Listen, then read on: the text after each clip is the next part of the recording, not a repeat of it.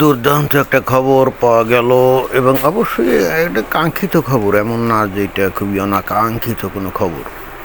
অর্থাৎ বাংলাদেশে যেটা হওয়ার কথা সেটাই ঘটেছে, এবং বিগত বেশ কিছুদিন ধরে তো কন্টিনিউয়াসলি এ ধরনের ঘটনা ঘটে যাচ্ছে, এবং ঘটে যাওয়ার পিছনে কারণ আছে। কারণ বাংলাদেশ তো পরিবর্তিত হয়ে গেছে, তাই না?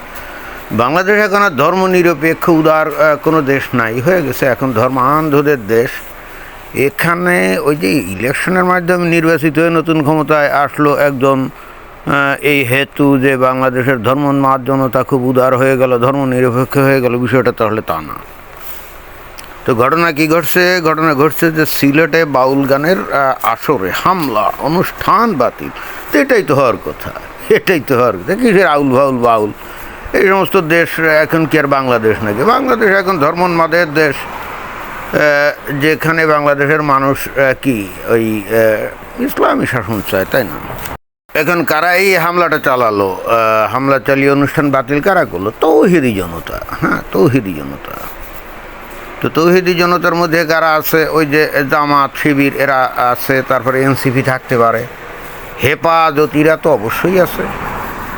সবাই মিলেই তো আসলে তৌহিদি জনতা, তাই না? তৌহিদ মানে কি? আল্লাহর একত্ববাদ। তৌহিদি জনতা মানে আল্লাহর একত্ববাদে বিশ্বাস যারা করে তারাই হলো তৌহিদিবাদ বা তৌহিদি জনতা। বাংলাদেশে এখন যে কোনো ঘটনা, ইসলাম বিরোধী ঘটনাকে রুখিয়ে দেওয়ার জন্য তৌহিদি জনতা অলওয়েজ রেডি থাকে। তৌহিদি জনতার একটা ব্যানার তৈরি করে তারপরে এরা কিন্তু ছুটে যায়। এখন অনেক ক্ষেত্রে মানে ভুলভাল হয় যে ওরা আসলে কারা, কোন দলের সাথে জড়িত। আরে বাংলাদেশে যতগুলি ইসলামী দল আছে সবার সম্মিলিত শক্তি হলো তৌহিদি জনতা। এখন কথা হচ্ছে যে 12 ফেব্রুয়ারি একটা ইলেকশন হলো, যেখানে নাকি বিএনপি নামক একটা দল এখন ক্ষমতায় চলে আসছে, তাই না? তো বিএনপি নামক যে দলটা, তো তার রাজনৈতিক দর্শন কি? তাদের তো কোনো রাজনৈতিক দর্শন কোনো কালেই ছিল না। তারা ওই সেদিন দেখলাম যে তাদের এক নেতা বলছে তারা নাকি উদার গণতান্ত্রিক মূল্যবোধে বিশ্বাস করে। তো উদার গণতান্ত্রিক মূল্যবোধে বিশ্বাস করে, এটা হলো ফালতু কথা, মানে জাস্ট রঙ্গ তামাশা করে মনে হয় বলছে, মানে বলার জন্যে বলছে, কাজে কামে তো আর তা না। তাদের ধর্মীয়, তাদের যে রাজনৈতিক দর্শন 1 নম্বর হলো কি ভারত বিরোধিতা। সেই যখন আজকে থেকে সেই 50 বছর আগে তাদের যে মূল নেতা জিয়াউর রহমান যখন ওই ক্ষমতায় আসলো এবং তারপর একটা দল গঠন করলো, বিএনপি নামক দল, বাংলাদেশ ন্যাশনালিস্ট পার্টি, সংক্ষেপে বলা হয় কি বিএনপি, বাংলায় বলে বাংলাদেশ জাতীয়তাবাদী পার্টি।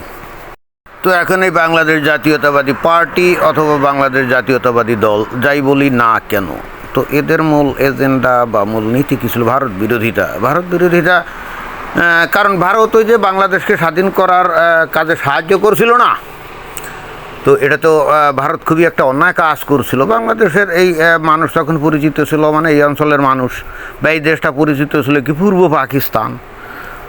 তো তারা পাকিস্তানের মধ্যে তো ভালোই ছিল। এই ভারত ষড়যন্ত্র করে ভাগ করে দিয়ে একটা আলাদা স্বাধীন দেশ গঠন করলো। এটা তো ইসলামের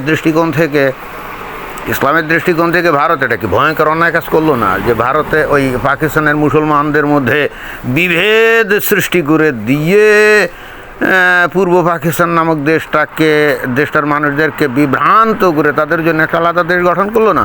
তো according to Islam it was a very criminal offence.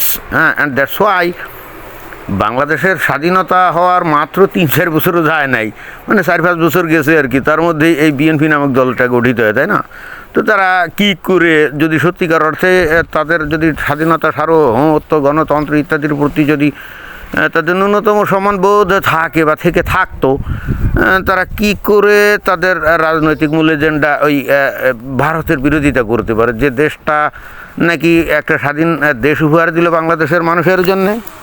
বাংলাদেশকে নাকি অনেক দিন ধরে যে ভারত কী করেছে, উপনিবেশ বানিয়েছে এবং বাংলাদেশের সম্পদ সব নিয়ে যায়। তো বাংলাদেশে কি এমন আছে যে ভারত সেগুলো নিয়ে যায়? আমি দীর্ঘদিন ধরে চিন্তা ভাবনা করছি, অনেক গবেষণা করছি, আসলে বাংলাদেশের কি এমন আছে যেটা ভারতের নাই, অথবা বাংলাদেশে কি এমন প্রাচুর্য আছে যেটা ভারতকে নিতেই হবে, এমন কিছু আছে? তো যদি কোনো কিছু নাই থাকে তাহলে বাংলাদেশের থেকে ভারত কী এমন নিল এতদিন, এটা কিন্তু আমার মাথায় অদ্যবধি ঢোকে নাই।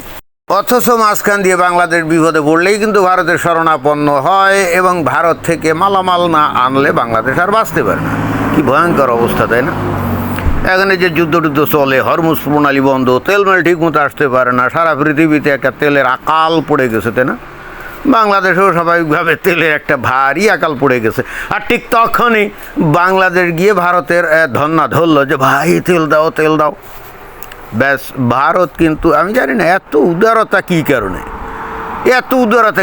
যে ভারত এই বাংলাদেশের উপরে উদারতা কিন্তু এই বিগত 55 বছরে কম উদারতা দেখায় না, কিন্তু বাংলাদেশের মানুষকে এই জন্য কৃতজ্ঞ নাকি না, মোটেও কৃতজ্ঞ না। যাই হোক, ভারত মনে হয় পণ করেছে মেরেছিস কলসি কানা, তাই বলে কি প্রেম দেব না। ঠিক আছে, ভালো কথা, প্রেম বিলাতে থাকো। তো মূল বক্তব্য থেকে অনেক দূরে চলে গেলাম, কিন্তু ওই যাতেই গেলাম কি না তা সেটাও তো গুরুত্বপূর্ণ নাকি। তো যাই হোক, এখন এই যে বাংলাদেশে হেন কোনো ইসলামী স্কলার অথবা আজি হুজুর আছে যে বলবে যে ইসলামে গান বাজনাকে বৈধ করা হয়েছে, হালাল করা হয়েছে, কেউ বলবে না। তো বাংলাদেশের তৌহিদি জনতা, ধর্মোন্মাদ জনতা, তাহলে এই যে বিভিন্ন জায়গায় যে গানের আসর টাসর এখনও হয়, আমি জানি না এদের এত বড় উদ্ধত হয় কি করে যে এখনও বাউল গানের আসর বসায়, এখনও ডিজে গানের আসর বসায়, এখনও বিভিন্ন জায়গায় ফাঁকে জোকে ওই যে কালচারাল অনুষ্ঠান করে। মানে এত বড় উদ্ধত্ত এদের হলো কি করে, যেখানে তৌহিদি জনতা সর্বদাই কিন্তু এখন ওয়াচিংয়ে রাখছে কোথায় কী হচ্ছে না হচ্ছে। ইন্টারেস্টিং ব্যাপার হলো, যারা নাকি এই আয়োজনগুলো করে, এই যে মনে করেন যে বাউল গানের আয়োজন করছে, তারা কি হলো উদার কেউ নাকি? না, তারাও কিন্তু উদার না। ইন্টারেস্টিং ব্যাপার হলো, তারাও উদার না, তারাও কিন্তু ধর্মান্ধ। যাই হোক, তৌহিদি সঠিক কাজই করছে, এটাই করা উচিত। এবং বিগত কয়েক বছর ধরে তো আমরা দেখে আসছি যে এটাই হচ্ছে, তাই না? তো এখন যে ঘটনাটা ডেলি হয় ভাই, সেটা তো কোনো খবর না। অর্থাৎ এই বাউল গানের অনুষ্ঠান বলেন বা অন্য কোনো সাংস্কৃতিক গানের অনুষ্ঠান বলেন, কবি গানের অনুষ্ঠান বলেন বা কীর্তন গানের অনুষ্ঠান বলেন, সব জায়গাতেই তো এরকমভাবে হামলা টামলা করে এগুলো মানে করা হচ্ছে, মানে বন্ধ করে দেওয়া হচ্ছে, তাই না? তো যে ঘটনা নিত্য নৈমিত্তিক ঘটে ভাই, সেই ঘটনা তো কখনো ওই হয় না, খবর হয় না। সাংবাদিকতার নীতি কী, অর্থাৎ কোনটা খবর আর কোনটা খবর না, এটা কীভাবে ডিফাইন হয়? যে ঘটনা সচরাচর ঘটে না, হঠাৎ করে ঘটে, তাই না, ওইটাই হলো খবর। আর যা নাকি নিত্য নৈমিত্তিক ঘটে ভাই, এটা তো কোনো খবর না। তাহলে যে বাউলদের অনুষ্ঠানে যে বন্ধ করলো যে সিলেটে, তাই না, হামলা করলো, এটা কীভাবে খবর হয় আমি বুঝি না। এটা নিয়ে দেখলাম যে তোলপাড়, মানে অনলাইনে তোলপাড়, ফেসবুকে তোলপাড়, সোশ্যাল মিডিয়াতে তোলপাড়। এটা কেন এরকম হবে?